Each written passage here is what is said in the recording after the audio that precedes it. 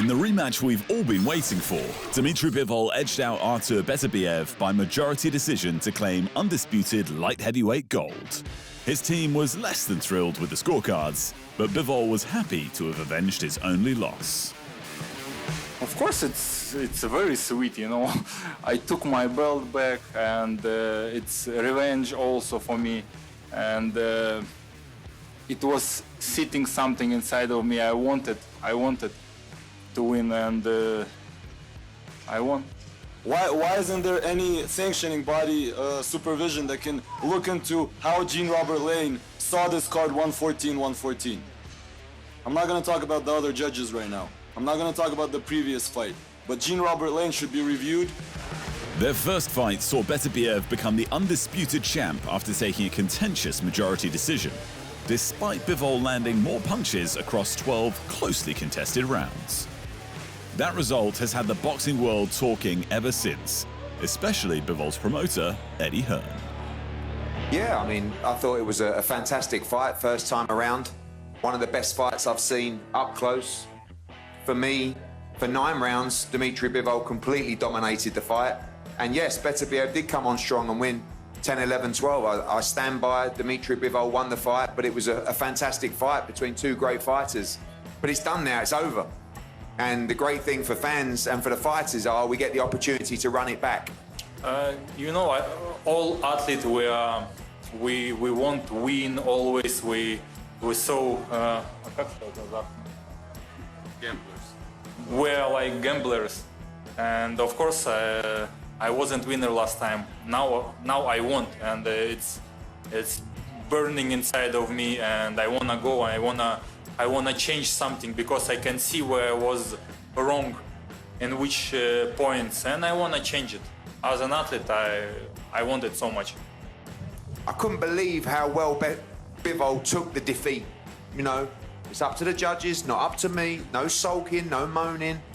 Unbelievable mindset from this man, and I just truly believe you're going to see one of the great performances from Dmitry Bivol this weekend.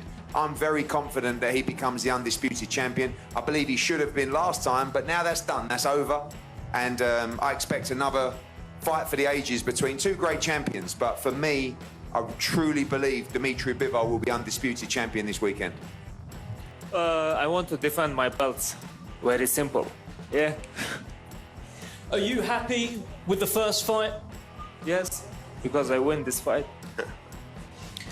What was your biggest learning from that first fight? You know, there is many things. It's too long to telling you. Let's talk after fight. Despite the stakes, Bivol and Beterbiev maintained mutual respect as per usual, showing no animosity even as Hearn attempted to stir tension. The ever-stoic Beterbiev refused to dwell on the past, and after months of Hearn trying to poke the Beterbiev bear, all Hearn could do now was have a laugh. Look, you don't know what to believe these days, but there are unconfirmed reports that back in Canada, Artur Beterbiev does own a copy of my book. He bought the latest Men's Health magazine with me on the cover and has pre-ordered the Eddie Hearn pyjamas that drop in 2025. So we don't know what to believe, but in all seriousness, we try and have a little bit of fun. Artur Beterbiev is one of the great fighters of our generation. I respect him as a champion, but we're desperate for victory on Saturday, and may the best man win. I can't say anything like you say always anything, like, you know. I know. What you want to say always like this. I was just saying that deep down, we're very good friends. Yeah, of course. Yes. You give me opponents and I beat them, right? Yeah, there you go. So we're friendly. We do good business. Yeah. Inshallah. Continue. You've been planning that one.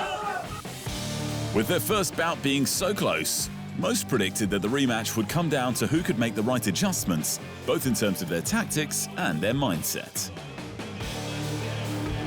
Of course, Beterbiev didn't care for any of this talk of making major adjustments. This fight was a fight, and he'd prepare for it just like he prepared for every fight. For Bivol, this was more than just another fight for the undisputed title. The former champ had a chance to right a personal wrong. You know, I just need to be better than I was before. I'm always focusing to be perfect, and the perfection is not limited. You know, you can always be better, and I'm trying to be better than I was before, of course. Standing at an even 6 feet, Bivol weighed in slightly lighter at 79 kilograms or 174.1 pounds.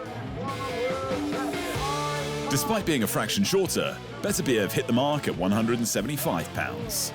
At 40 years old, making weight has visibly become more challenging for Beterbiev in recent years, and it prompted the same questions that he's been hearing more frequently. Do you think there's a sense that this fight is a career definition, and it could, you know, secure legacy of all time in this way? For me? Yes.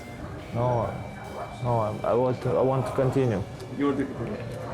He may have to continue a little longer because this time around, Bivol forced the issue with a clean, calculated performance. After landing more punches and at a higher percentage rate, Bivol earned the belts. But the drawn score on one judge's card left his camp frustrated. I looked at the CompuBox numbers. 31% Dmitry Bivol landed punches, 17% Beterbiev. Jean-Robert Lane, what are you watching? What's going on? I mean, how does he explain this? I don't want to say the word right now, but how does he explain this? Now, both fighters hold a majority decision win over the other, which makes a trilogy fight the logical next step. And with Beterbiev already 40 years old, both men feel like the bout should happen on a quick turnaround. Artur, we shake hands, and he said, thank you for the fight also, and this is sport. Yeah, this is what happened. You are a good fighter also. And then we had another talk. He came, but he didn't. But he said, like, I will not shake hand now because we will have third fight. And it was in the normal way, not like arrogant. You know, it was fine. I said, okay, no problem. Bivol has other options though, not least of which is the long-awaited rematch with the super middleweight champion Canelo Alvarez, whom he beat in a massive upset in 2022. There is also his mandatory challenger, David Benavidez, who was forced up to light heavyweight due to Canelo refusing to give him a title fight. All three options are excellent fights for Bivol and the fans, and better yet, he's ready to sign on for any of them. I'm open for any fight, but today I want to enjoy that I'm undisputed champion, he said. I want to heal myself and then move forward again. Trilogy, Benavidez, Canelo. As always, I just wait for offer, then I say yes. In the co-main event, Joseph Parker kept his momentum rolling with a dominant second-round TKO over Martin Bakole to retain the WBO interim heavyweight strap. However, with Bakole stepping in on short notice, the win might not guarantee Parker a shot at the world title. Daniel Dubois was supposed to defend his IBF heavyweight belt against Parker, but in an extraordinary few hours, Dubois was taken ill and the fight against Parker was off. By the time Parker hit the scales at a career heaviest, Bakole had been confirmed as his replacement, but was still en route from the Democratic Republic of the Congo. In a moment of levity, Dubois' promoter Frank Warren stood in for Bakole at the ceremonial face-off. Bakole arrived in time for the fight, and the huge hitter landed some big shots early. But Parker kept his cool and dropped him with a crushing overhand right in the second that convinced Bakole's corner to throw in the towel. Since his 2022 loss to Joe Joyce, the former champ has reinvented himself with 6 consecutive wins, including decision victories over Zhilei Zhang and Deontay Wilder. He's in the best form of his career. I want to fight for a world title. If Alexander Usyk wants a dance partner, we'll get Frank Warren in here, Parker said in the ring. I want to fight for a world title, and I'd love to be champion of the world again. But what about Daniel Dubois?